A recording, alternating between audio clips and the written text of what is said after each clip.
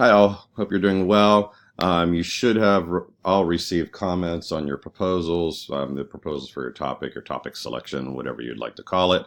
Um, they were all approved with some revisions for some of you, um, but but pleased and excited to read them. If you have any questions, you want to get work some things out. Run some things by me, feel free to reach out. We can video conference or we can just work it out in the chat room. Like I said, I will be there Thursday again from like 2 to 3. I haven't had any visitors. I've been lonely, but maybe that'll change here shortly.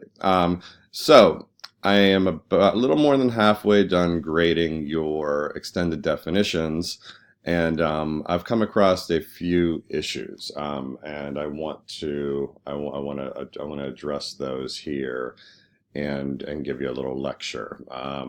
One of the things that you're going to notice, I am a stickler for specific language, for not using vague language in your writing, using specific examples. If you tell me that something is a benefit, what kind of benefit is it? So you'll see that a lot. I'm not being harsh, but it's important in writing. It's important in all genres of writing, not just business writing, academic writing. Whenever you write thesis statements, be specific. Give me specific language. Do not be vague.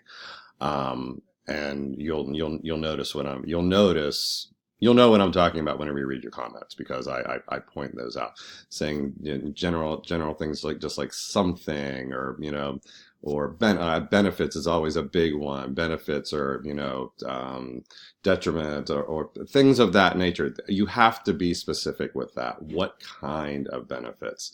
Sorry, I keep using the same example, but so that's one thing. Watch that.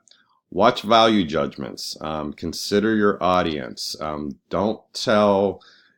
Try not to say things like this is obvious or trying to think of other ones, but all people think this. All people believe that. Most Americans see something this way. You don't know that. Unless you are backing it up with a good source. Most of the time you don't, you can't make those kind of generalizations. They're also off-putting to your audience. So you alienate people whenever you do things like that. If I read something and you say it's obvious and I didn't get it at first, I feel put off. I feel alienated a bit. So pay attention to that.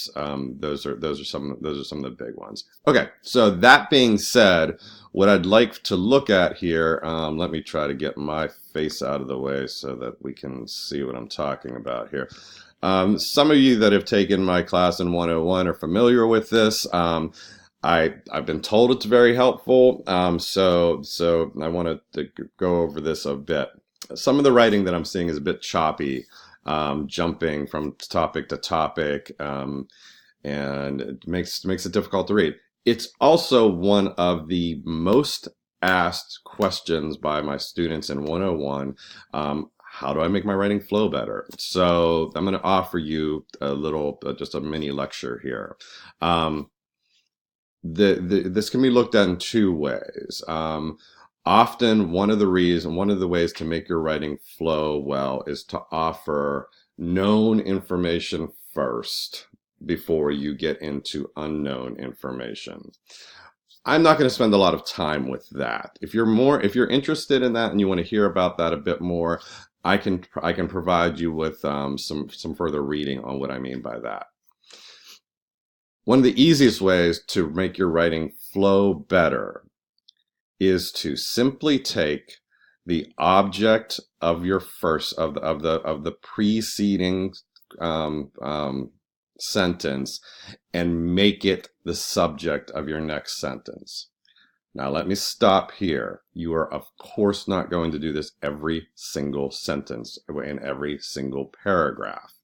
What you are looking for is reading your writing out loud. Where does it feel choppy? Where does it feel awkward? perhaps you can use this strategy to correct that. Okay, I'm going to go through a piece of my own writing here that I didn't even realize that I did this, but it works very well for cohesion within a paragraph. And then I'm going to talk a little bit about cohesion, a more global aspect of cohesion and coherence, which is, looking at the paper as a whole. All right, so let's just go through this real quick, and I'll post this to files later on so you can take a look at it yourself. This is just something I wrote in grad school. So, is academic writing in need of a public relations makeover? The public relations makeover is the object of this sentence. Recent articles in the Chronicle of Higher Education and The Atlantic would have us believe that the writing produced by academics is unnecessarily complex, needlessly obscure, and intentionally inaccessible. So whenever I say that you're going to make the object of the preceding sentence the subject of the next, not literally the idea of it. Sometimes it can be literally, and that works, but the idea of the object and then the idea of the subject of the next. So this public relations makeover is being talked about in these two articles. So I've made the object of this sentence, at least the idea of it, the idea of the subject of the next sentence. So then we get down here.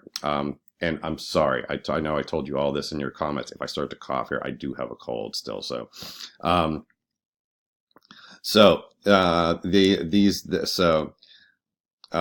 right here we have criticisms of academic writing being leveled being leveled by journalists here. So unnecessarily complex, needlessly obscure, and intentionally inaccessible. These journalists are not alone in their criticisms. What do we have here? The object of this sentence, the journalist criticisms, unnecessarily complex, needlessly obscure, and intentionally accessible, is the subject of the next sentence, in a way. So at least it begins the next sentence, because I have journalists journalists talking about the criticisms that I just addressed in this sentence. Moving on. So in 2014, Harvard University professor Steven Pinker published an essay in the Chronicle of Higher Education where he was highly critical of academic writing and proposed ways in which academics might improve their writing by avoiding jargon, restricting hedging, and eliminating meta discourses. Hold on one second, I have to cough, I'm sorry. So again, I have criticisms, jargon, hedging, meta discourses. These are all the object of this sentence, and I begin the next sentence by talking about criticisms again. Notice that I don't do this in every single sentence. I do it a lot here. I didn't even realize that I'm doing it a lot, but that is a way to make your writing flow. The object of the preceding sentence becomes the subject of the next sentence. Don't do this all the time. Read over your writing. Note where your writing is choppy and try to use this strategy to correct that. It's not something that you're going to do throughout your entire, your writing will be formulaic and and boring, and it flows great, but it'll be boring because it's so formulaic. So just use this where you are having issues. Okay. So we talked about cohesion, coherence within a paragraph. How about on a more global scale, the whole entire paper? I'm sure you've been taught what a good paragraph is. Topic sentence that addresses the main idea in the paragraph. A paragraph body where every single sentence addresses and supports that topic sentence. Every single sentence in that paragraph body supports the topic sentence. If it doesn't, get rid of it. If it doesn't, revise it. Okay.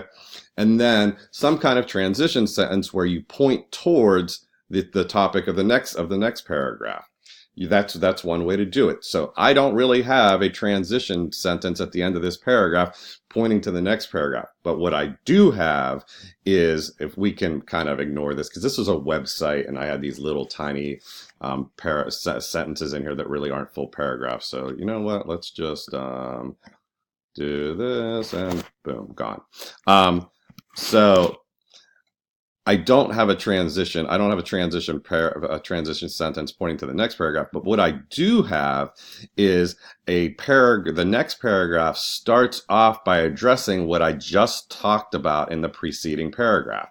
Often these criticisms seem motivated by the desire to impose neoliberal economic policies on the academy. I am addressing what is in the subject, the main topic of this paragraph are criticisms.